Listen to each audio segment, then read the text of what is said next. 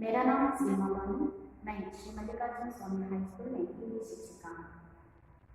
बच्चों, कल हम 9वीं कक्षा के गद्य पाठ भीम और राक्षस इस एकांकी के बारे में कुछ ही जानकारी हासिल की थे।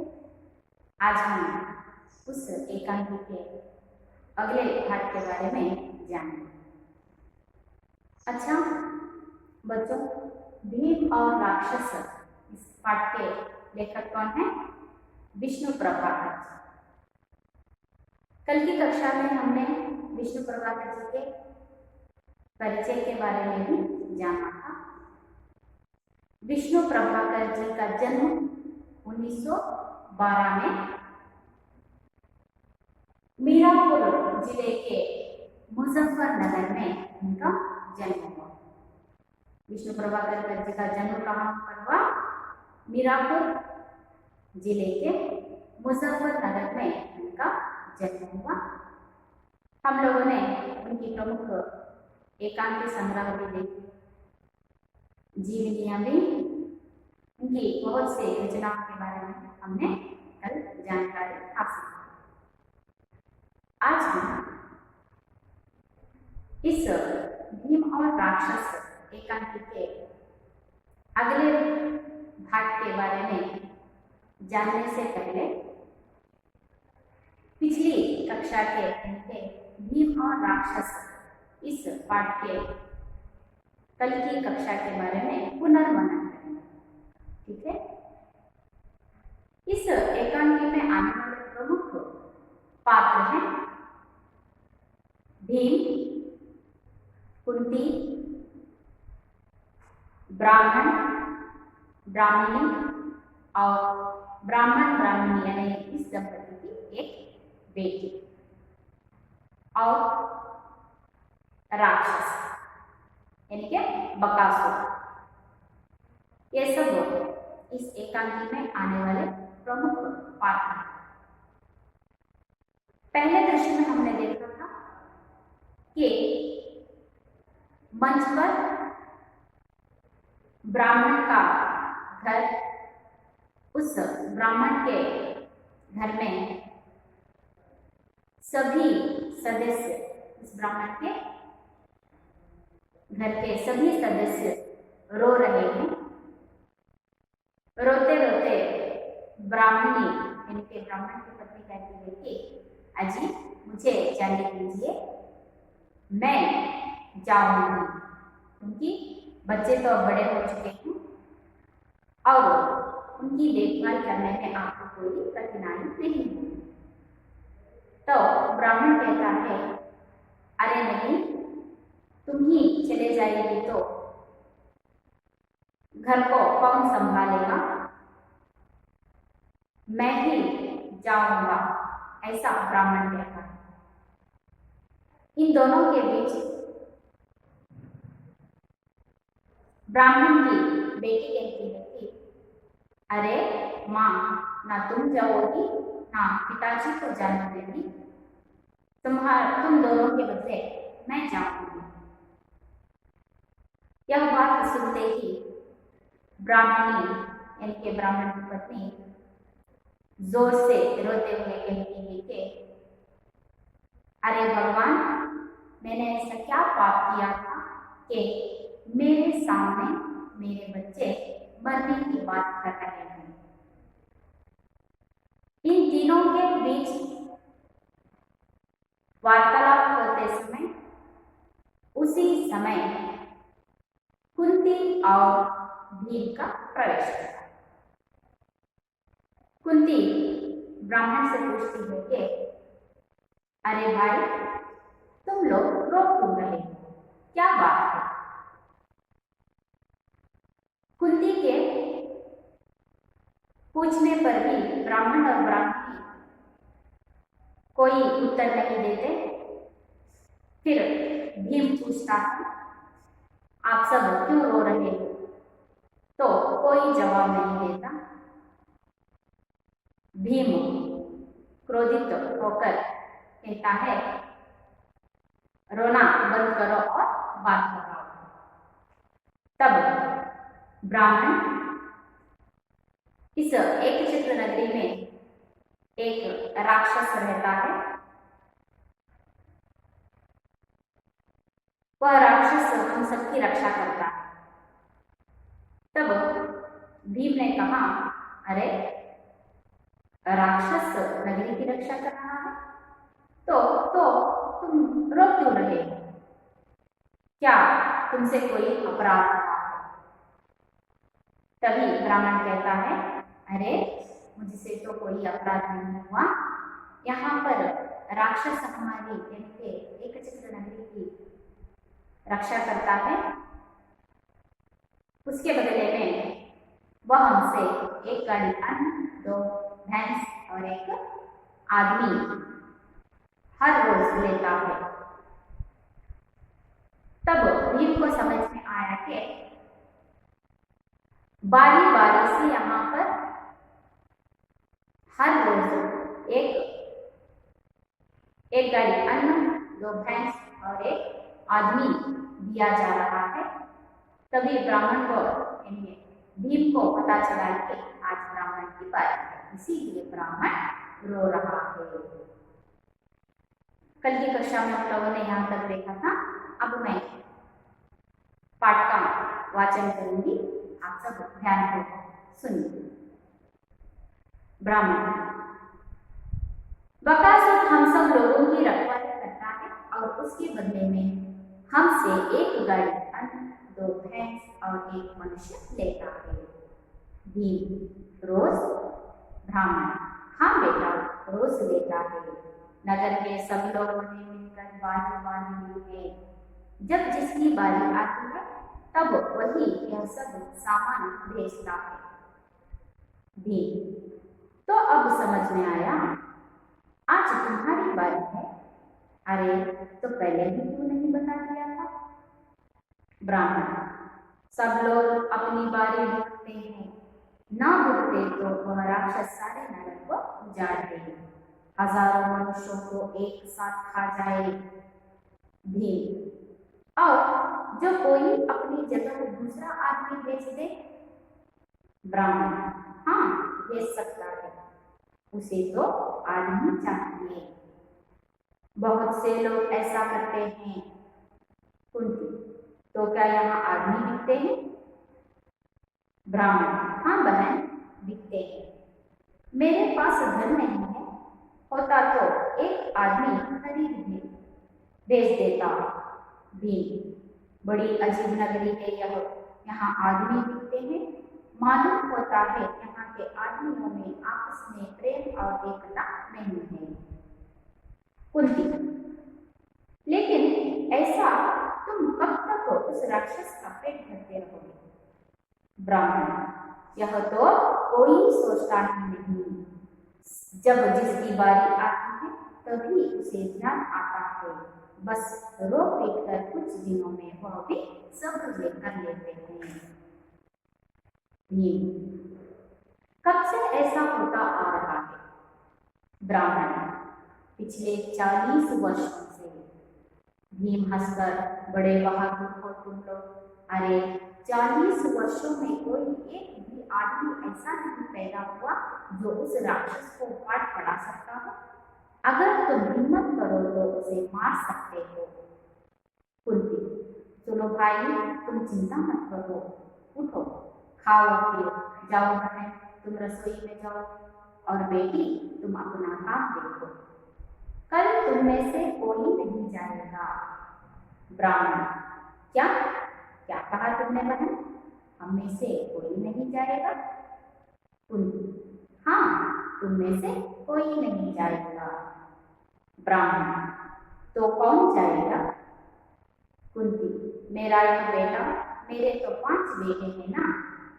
ब्राह्मण, तत्काल, नहीं नहीं, यह नहीं हो सकता, हमारी बारी हो और तुम्हारा बेटा जाए। कुंती, अब तुम चुप रहो, तो बेटा तुम तैयार हो ना? भीम, तैयार माँ, जब से बकासुर का नाम सुना है मेरी भुजाएं फड़क रही है, मेरे नेत्र उसे देखने को उतावले हो रहे हैं। वाह माँ, जहाँ हम रहे वहाँ बकासुर किसी को सता सकेगा? कुंती, तुझसे यही आशा थी बेटा ब्राह्मणी से। सुनो बहन, अब तुम रोना छोड़कर खुशी खुशी काम में लग जाओ। ब्राह्मण, नहीं नहीं बहन, यह कैसे हो सकता है, यह तो पाप है, तुम हमें। कुंती, ओहो, मेरे बेटे की बात सुन, वो बड़ा वीर है, क्या पता राक्षस को मार डाले। ब्राह्मण, राक्षस को मार डाले, बात तो तुम्हारी बहन प्रिय लगती है। ब्राह्मण, तुम्हारा दिल बहुत बड़ा है बहन, भगवान तुम्हारे बेटे की रक्षा करेगा। लड़की, बुआ बुआ तुम कितनी अच्छी हो। कुंती, हंसती हुई पगली, जा रसोई में माँ की मदद कर, और भीम तू जा कल की तैयारी। भीम, चलो माँ। वे तीनों एक ओर अंदर तथा भीम और कुंती दूसरी ओर बाहर जाते हैं, पर्दा गिरता है। बच्चों, इस पाठ को यानी कि विश्लेषण देखने से पहले इस पाठ के अंतर्गत आने वाले कुछ शब्दार्थ को हम जानकर आगे बढ़ेंगे, ठीक है। शब्दार्थ में पहला शब्द है विपदा। विपदा यानी मुसीबत, विपदा का अर्थ क्या है, मुसीबत। रमजाना, रमजाना का अर्थ है मग्न होना, तल्लीन होना। रमजाना का अर्थ क्या है, मग्न होना यानी तल्लीन होना। पहेलियां बुझाना, पहेलियां बुझाना का अर्थ क्या है, घुमा फिरा विवाद करना, घुमा फिरा के बात करना। रखवाली, रखवाली शब्द का अर्थ है पहरेदारी। रखवाली का अर्थ क्या है, पहरेदारी। अगला शब्द है बारी। बारी यानी क्रमवार, क्रमानुसार। अगला शब्द उतावला। उतावला का अर्थ क्या है, जल्दबाजी। उतावला का अर्थ क्या है, जल्दबाजी। फांकना, अगला शब्द है फांकना। फांकना शब्द का अर्थ होता है मुंह में डालना। फांकना शब्द का अर्थ क्या है, मुंह में डालना। बहकाना, अगला शब्द कौन सा है, बहकाना। इस शब्द का अर्थ है चकमा देना यानी धोखा देना। बहकाना का अर्थ क्या है, चकमा देना यानी धोखा देना, मौसा मारना। साबुत, साबुत का अर्थ है सब, समूचा। अगला शब्द शरारत। शरारत शब्द का अर्थ है शैतानी। शरारत शब्द का अर्थ क्या है, शैतानी। तंग करना, तंग करना का अर्थ है परेशान करना। तंग करना का अर्थ क्या है, परेशान करना। बच्चों, हम यहाँ पर कुछ ही शब्दों के अर्थों को जान चुके हैं। पाठ के विश्लेषण के समय हम और भी शब्दों के अर्थों को जानेंगे, ठीक है। अब मैं पाठ का विश्लेषण करूंगी। जब ब्राह्मण कहता है हाँ बकासुर यानी बक इस एकछत्र नगरी की रक्षा करता है, उसके बदले में वह हम लोगों से हर रोज क्या लेता है, एक गाड़ी अन्न, 2 भैंस और एक मनुष्य हम लोगों से हमेशा यानी हर रोज लेता है। यह बात सुनते ही भीम रोज आश्चर्य से पूछता है। भीम कह रहा है कि तुम लोग हर रोज एक गाड़ी अन्न, 2 भैंस, एक मनुष्य को भेजते हो। ब्राह्मण, हाँ बेटा। ब्राह्मण कहता है हाँ बेटा, हम लोग हर रोज एक गाड़ी अन्न, 2 भैंस, एक आदमी भेजते हैं। नगर के सब लोगों ने मिलकर बारी बांध ली है।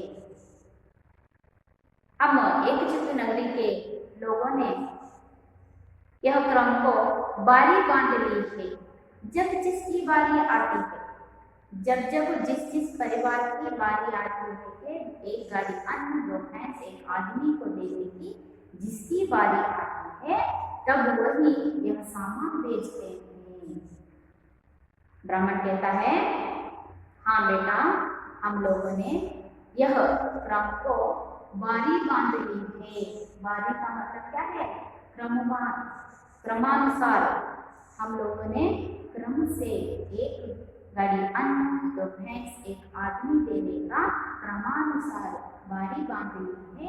जब जब जिसकी बारी आती है तब तब वह यह सब सामान बकासुर को भेजता है। यह बात सुनते ही भीम कहता है, तो अब समझ में आया। यह बात सुनते ही, जो ब्राह्मण ने कहा वह बात सुनते ही भीम कहता है कि अरे, मुझे अब समझ में आया कि आज तुम्हारी बारी है। अरे, तो पहले ही क्यों ना बता दिया था? तो इसीलिए तुम सब रो रहे थे कि आज तुम्हारी बारी है। तुम्हारे घर से बकासुर को एक गाड़ी अन्न, 2 भैंस एक आदमी भेजने की बारी तुम्हारी है, इसीलिए तुम सब रो रहे थे। मुझे अब पता चला, तुम पहले ही क्यों नहीं बताया मुझे? ऐसा किसने कहा? भीम ने कहा। तब ब्राह्मण कहता है, सब लोग अपनी बारी भुगतते हैं, ना भुगते तो वह राक्षस सारे नगर को उजाड़ दे, हजारों मनुष्यों को एक साथ खा जाए। हाँ बेटा, आज मेरी बारी है। अगर हम लोगों ने उस बारी को नहीं अपनाया तो राक्षस क्या करेगा? हम सब लोगों को एक साथ खा जाएगा। आज किसकी बारी है? ब्राह्मण की बारी है।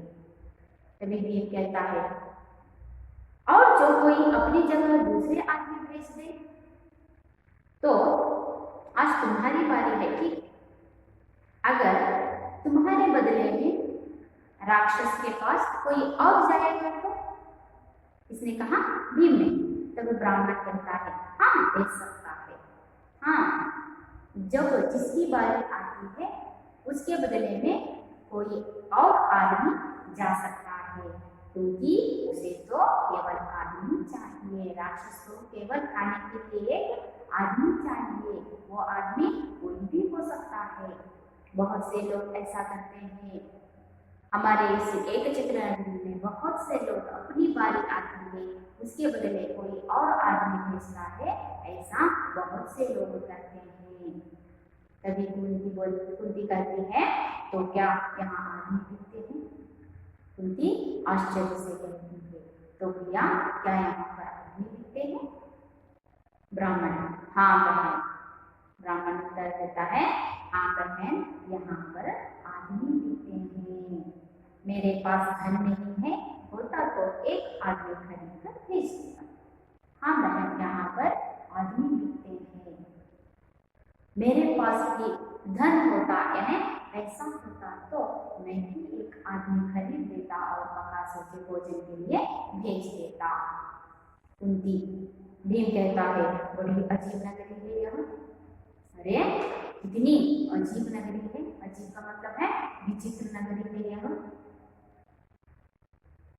यहाँ आदमी दिखते हैं, मालूम होता है यहाँ के आदमियों में आपस में प्रेम और एकता नहीं है। हाँ, अब पता चला यहाँ पर आदमी दिखते हैं, तो इतने में ही पता चलता है कि यहाँ के आदमियों में आपस प्रेम और एकता नहीं है। एकता होती तो तुम लोग आदमी को ही नहीं बेच सकते। इतने में ही पता चलता है कि तुम लोगों में आपसी प्रेम और एकता नहीं है।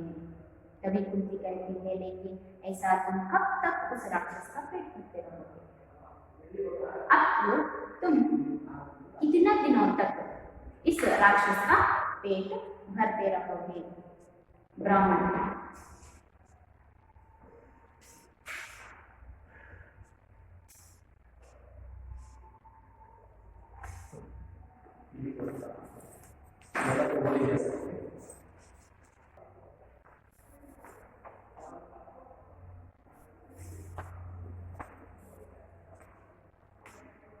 तभी कुंती कहती है कि लेकिन ऐसा तुम कब तक उस उस राक्षस का पेट भरते रहोगे, कितने दिनों तक तुम राक्षस के भोजन बनते रहोगे। ब्राह्मण, यह तो कोई सोचता ही नहीं। अरे बहन, यह बात को तो कोई सोचता ही नहीं। जब जिसकी बात आती है उसे उसी वक्त उसे ध्यान आता है, बस रो पीट कर कुछ दिनों में वह भी सब कर लेता है। बहन, इस बात के बारे में तो कोई सोचता ही नहीं। जब जब जिसकी बारी आती है तभी सब रो पीट कर किसी और को भेज देते हैं और सब कर लेते हैं। भीम, कब से ऐसा होता आ रहा है? तो मुझे बताइए कि इस तरह कब से होता आ रहा है? ब्राह्मण करता है पिछले 40 वर्षों से। कितने वर्षों से? पिछले 40 वर्षों से हम लोग राक्षस को भोजन भेज रहे हैं। भीम, जब ब्राह्मण ने कहा हम राक्षस को पिछले कितने वर्षों से, 40 वर्षों से हम राक्षस को भोजन भेज रहे हैं, यह सुनते ही भीम को हंसी आती है। वह हंसकर कहता है, बड़े बहादुर हो तुम लोग। अरे तुम कितने बहादुर हो। व्यंग्यता से बता रहा है, हंसते हुए व्यंग्यता से कह रहा है कि अरे कितने बहादुर हो तुम लोग। अरे 40 वर्षों में कोई एक आदमी ऐसा नहीं पैदा हुआ जो उस राक्षस को पार पड़ा सकता हो। तुम कितने बहादुर हो। व्यंग्यता से भीम बता रहा है कि कितने तुम बहादुर हो। पिछले 40 वर्षों में कोई भी एक आदमी ऐसा पैदा नहीं हुआ हो जो राक्षस को पार पड़ा सके। अगर तुम हिम्मत करो तो उसे मार सकते हो। अब भी तुम हिम्मत करो तो राक्षस को मार सकते हो। एकता से हो तो तुम राक्षस का वध कर सकते हो। ऐसा किसने कहा? भीम ने कहा। कुंती, सुनो भाई, तुम चिंता मत करो। भाई तुम चिंता मत करो, उठो, खाओ पियो, जाओ बहन तुम रसोई में जाओ, और बेटी तुम अपना काम देखो, कल तुम में से कोई नहीं जाएगा। इतने में कुंती कहती है, भाई उठो, तुम चिंता मत करो, क्योंकि ब्राह्मण तुम चिंता कर रहा है कि आज ब्राह्मण की बारी है। तभी कुंती कहती है, भाई तुम चिंता मत करो, उठो, खाओ पियो। और ब्राह्मण से कहती है, तुम बहन तुम रसोई में जाओ, बेटी तुम अपना काम देखो, कल तुम में से कोई नहीं जाएगा। इसने कहा कुंती। जब कुंती ने यह बात कहा तो ब्राह्मण कहता है आश्चर्य से, क्या क्या कहा तुमने बहन? हम में से कोई नहीं जाएगा। बहन क्या कहा तुमने? हम में से कोई नहीं जाएगा। कुंती, हाँ तुम में से कोई नहीं जाएगा। हाँ, आप में से कल कोई नहीं जाएगा। ब्राह्मण, तो कौन जाएगा? ब्राह्मण पूछता है, हम में से कल कोई नहीं जाएगा तो कौन जाएगा? कुंती, मेरा यह बेटा, भीम की तरफ इशारा करते हुए, भीम की तरफ दिखाते हुए कहती है कि यह मेरा बेटा जाएगा, मेरा तो 5 बेटे हैं ना। कुंती कहती है, जब ब्राह्मण पूछता है हम में से कोई नहीं जाएगा तो और कौन जाएगा? कुंती कहती है, मेरा यह बेटा जाएगा, क्योंकि मेरे कितने बेटे हैं? मेरे 5 बेटे हैं ना। ब्राह्मण तत्कालीन, नहीं नहीं, यह नहीं हो सकता, हमारी बारी हो और तुम्हारा बेटा जाए।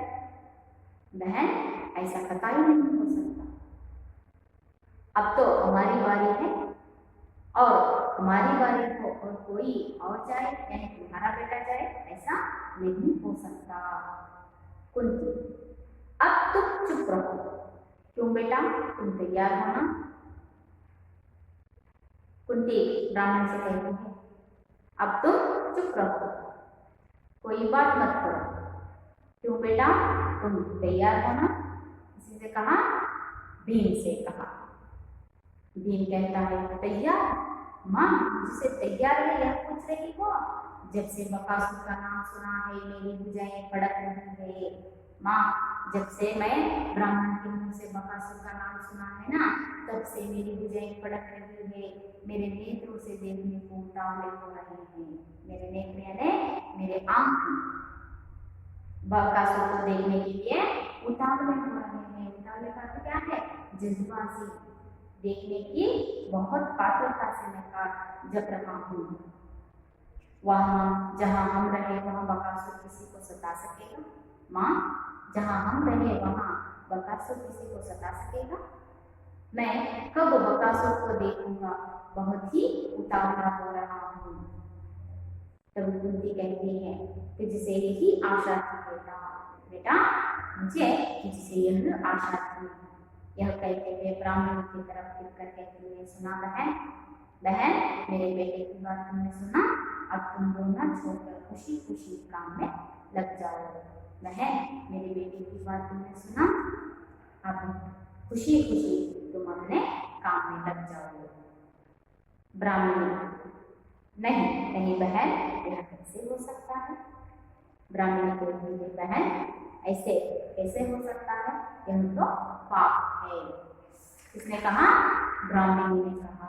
जब कुंती ने कहा सुना बहन मेरे बेटे ने क्या कहा, वह राक्षस के पास कल जाएगा, तुम खुशी खुशी अपना काम करो। यह सुनते ही कुंती कहती है नहीं नहीं बहन ऐसे कैसे हो सकता है, यह तो पाप है। तभी कुंती कहती है ओहो मेरे बेटे की बात सुनी, वो बड़ा वीर है, क्या पता राक्षस को मार दे।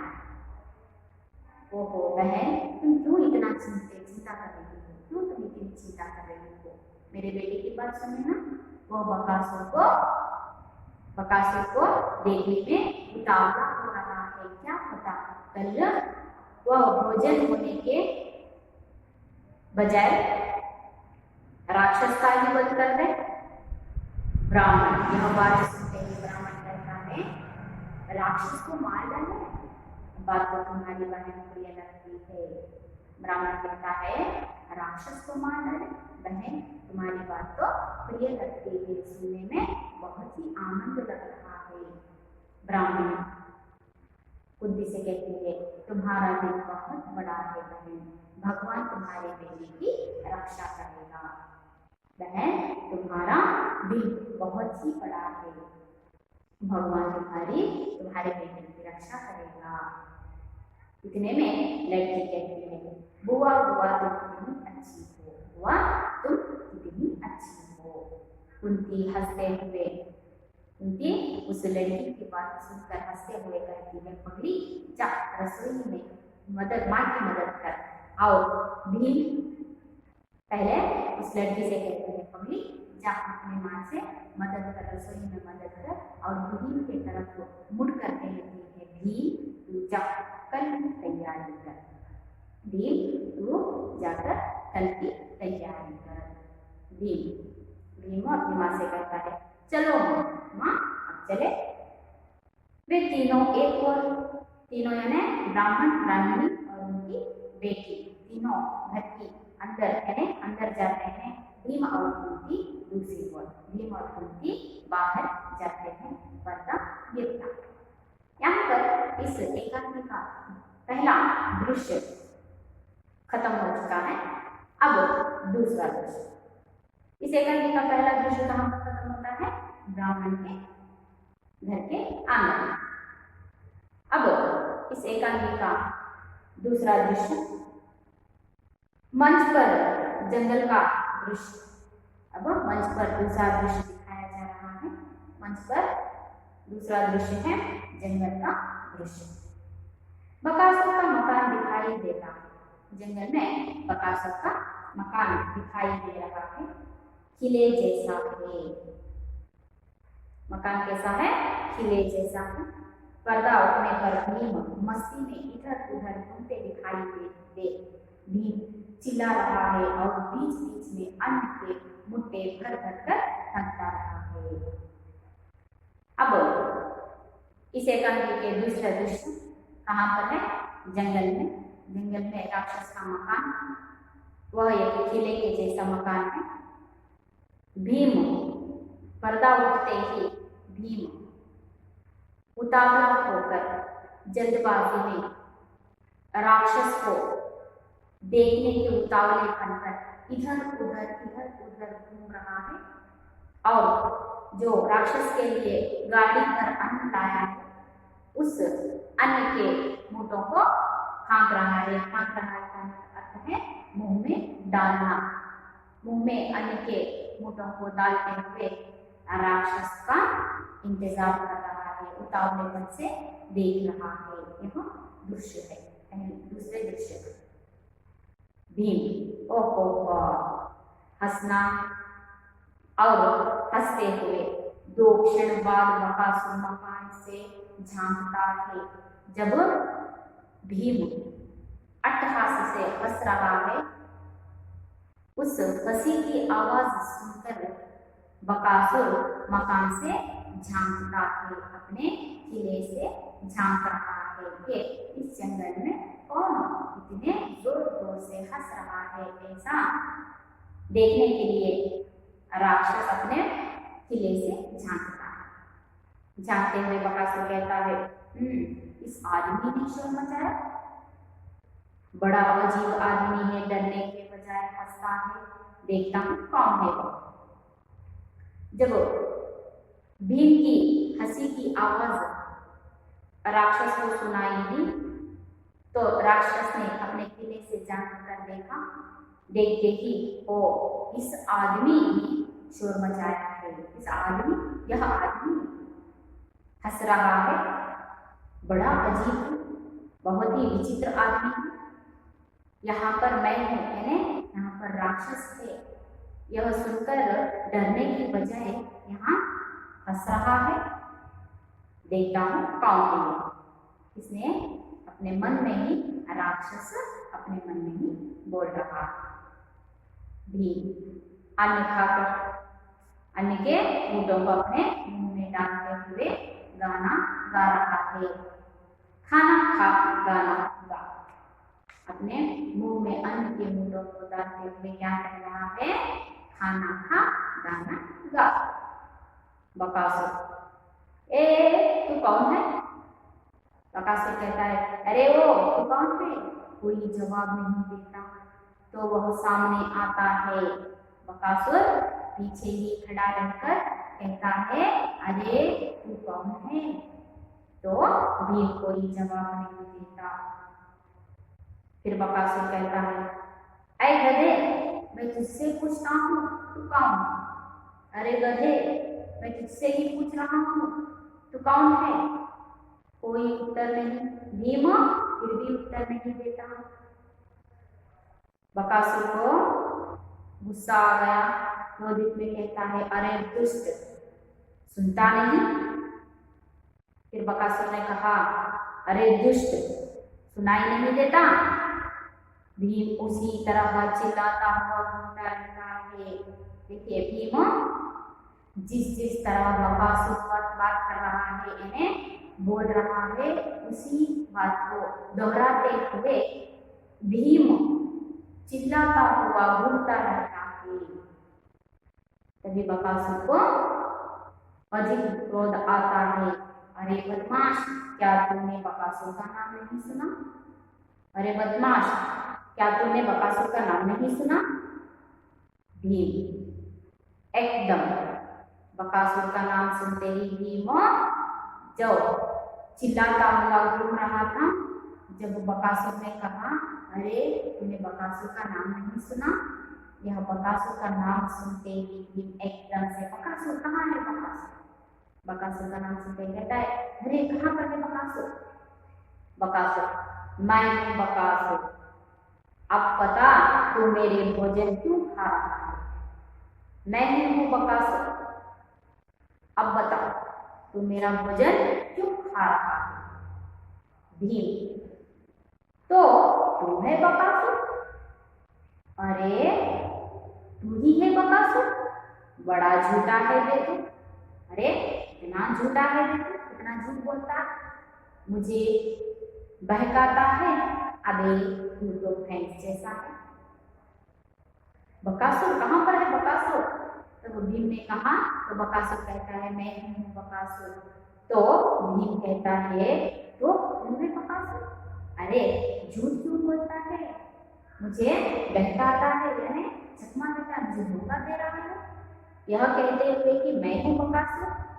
अबे तू तो भैंस जैसा है, तू तो बकासुर जैसे दिखता ही नहीं है, मुझे तो लगता है मुझे तो भैंस जैसा दिखाई दे रहा है। बकासुर जबान संभाल बोल, अरे दुष्ट जबान को लगाम दे, तू बकासुर से बातें कर रहा है, तू किससे बात कर रहा है?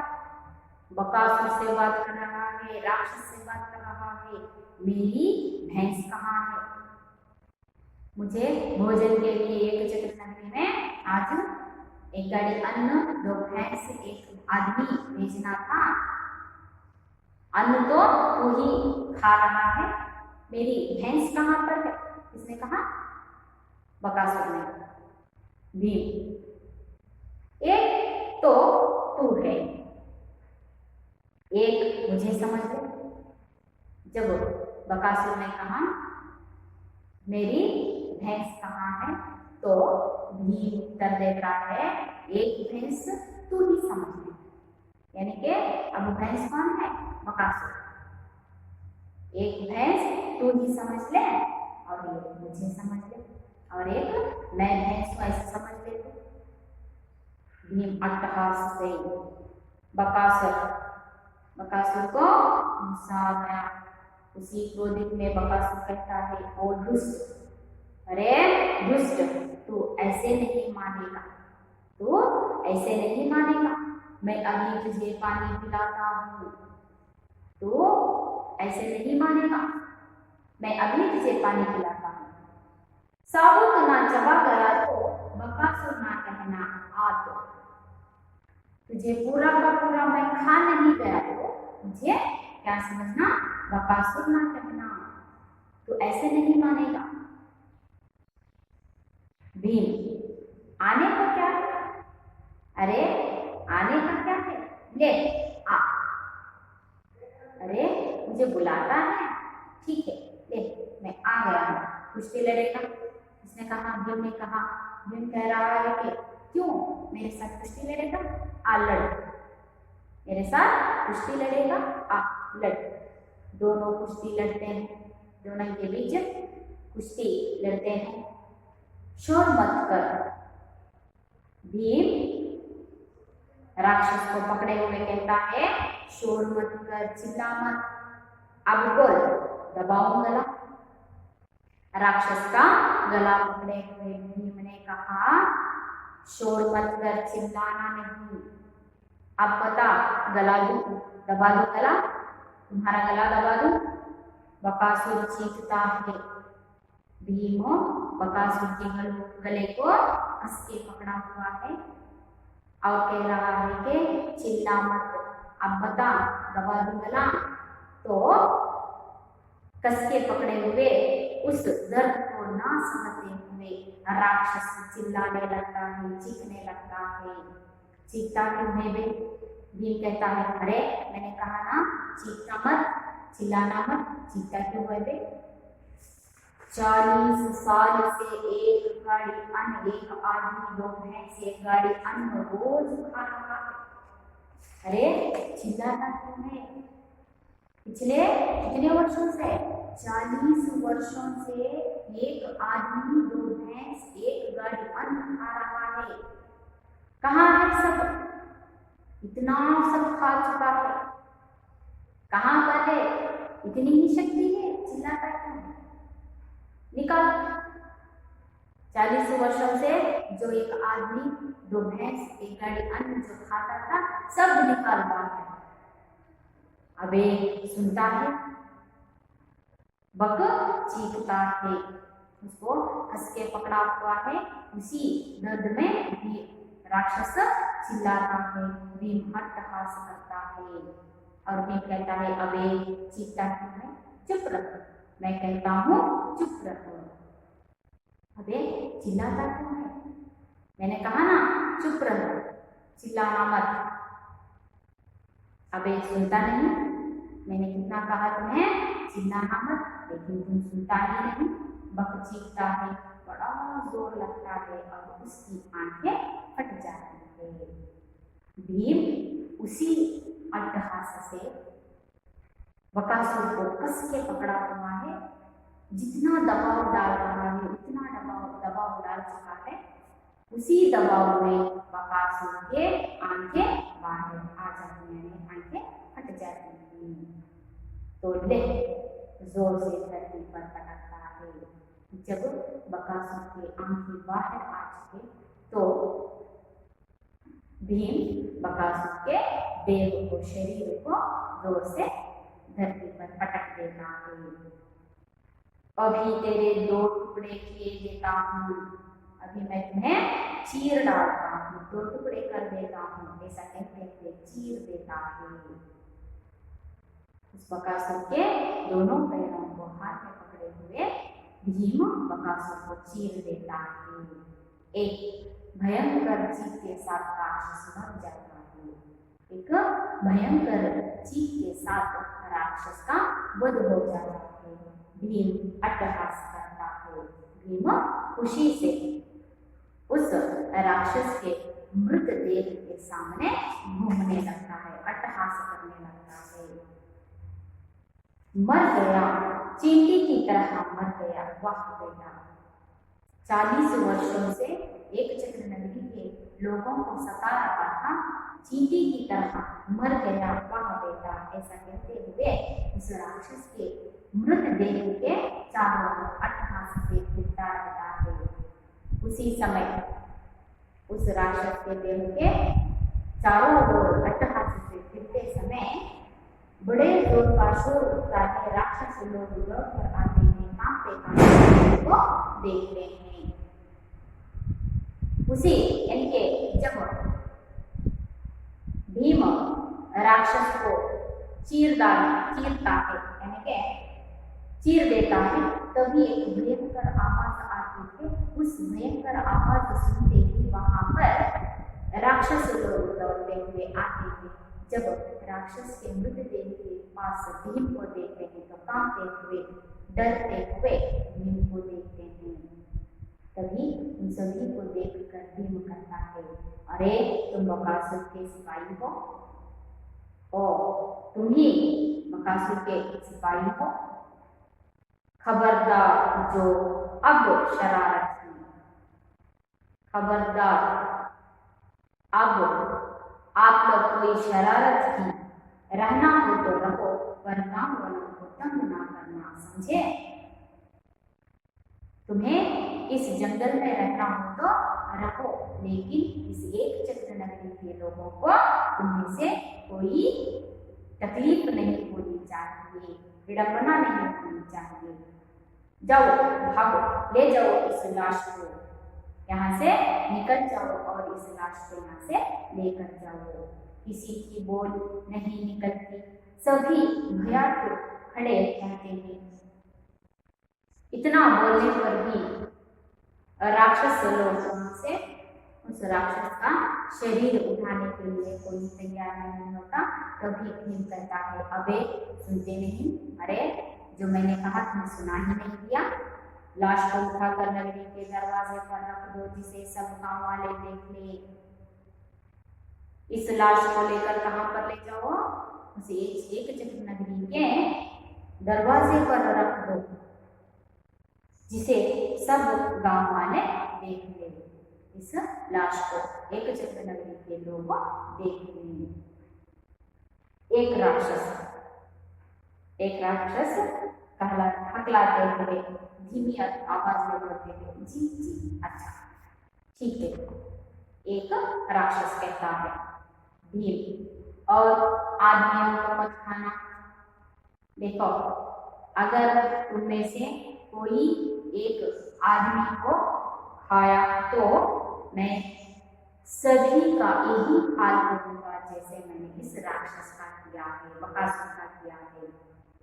सभी राक्षस एकत्र होकर कहते हैं, जी जी नहीं, हमें से अब कोई आदमियों को नहीं खाएगा। भीम, चलो ले चलो उठाकर। वे डरते डरते लाश उठाकर जाते हैं। भीम अन्न के पंख पाके मारता हुआ उनके पीछे पीछे जाता है, पर्दा गिरता है। भीम, चलो इस लाश को लेकर उसे एक चक्र नगरी के दरवाजे पर रख दो, जिससे उस एक चक्र नगरी को लोगों को पता चले कि राक्षस का वध हो चुका है। सभी राक्षस डरते हुए उस लाश को लेकर आगे बढ़ते हैं। भीम जो राक्षस के लिए अन्न के गाड़ी पर अन्न जो लाया हुआ था, उन अन्न के मुठों को पांगते हुए उस गाड़ी में आगे पीछे पीछे चलता रहता है। यहाँ पर इस एकांगी का दूसरा दृश्य भी खत्म हुआ, समाप्त हुआ। बच्चों, यही इस पाठ से यह सीख मिलती है कि कभी बुराई की जीत नहीं हो सकती, हमेशा अच्छाई की ही जीत होती है। यहाँ पर बकासुर का यानी कि बुराई का वध हुआ है, अच्छाई की जीत हुई है। आशा करती हूँ आप सभी को पाठ समझ में आ गया है। अब इस पाठ के अंत में यहाँ पर कुछ मुहावरे दिए गए हैं। इस मुहावरों को एक बार हम देखेंगे। पानी पिलाना, हमने यहाँ पर पाठ में देखा पानी पिलाना, किसने कहा इसको? हाँ, राक्षस कहता है मैं तुम्हें अभी पानी पिलाऊंगा। तो पानी पिलाना इस पर शब्द का अर्थ होता है सबक सिखाना। पानी पिलाना का अर्थ होता है सबक सिखाना। हिम्मत न हारना, हिम्मत न हारना। पहला है पानी पिलाना। इस मुहावरे का अर्थ है सबक सिखाना, सबक सिखाना। दूसरा है हिम्मत न हारना, हिम्मत न हारना। इसका अर्थ होता है अटल रहना, अटल रहना। अगला शब्द है भाग्य फूटना। ब्राह्मणी यानी ब्राह्मण कहता है अरे क्या बताऊं, मेरा भाग्य भी फूट गया है। भाग्य फूटना का अर्थ है बुरा होना। भाग्य फूटना यानी बुरा होना, बुरा होना। अगला शब्द है आग बबूला होना। अगला शब्द है आग बबूला होना। अर्थ है क्रोधित होना, क्रोधित होना। अगला शब्द है रो पीटना, रो पीटना। अर्थ है दुख से समय काटना, दुख से समय काटना। मुहावरे का अर्थ है पानी पिलाना, सबक सिखाना, हिम्मत न हारना यानी अटल रहना, भाग्य फूटना यानी बुरा होना, आग बबूला होना यानी क्रोधित होना, रो पीटना दुख से समय काटना। बच्चों, पाठ के अभ्यास क्रिया को यानी कि प्रश्नोत्तरों को अगली कक्षा में चर्चा करते हुए उन सभी प्रश्नों के उत्तरों को देखेंगे। उससे पहले आप सब इस गद्य वाक्य में भीम और राक्षस एकांकी को घर पर एक बार पढ़ लीजिए, उन प्रश्नों के उत्तरों को ढूंढने का प्रयास कीजिए। पाठ समझ में आ गया है? आशा करती हूँ आप सभी को पाठ समझ में आ गया होगा। धन्यवाद।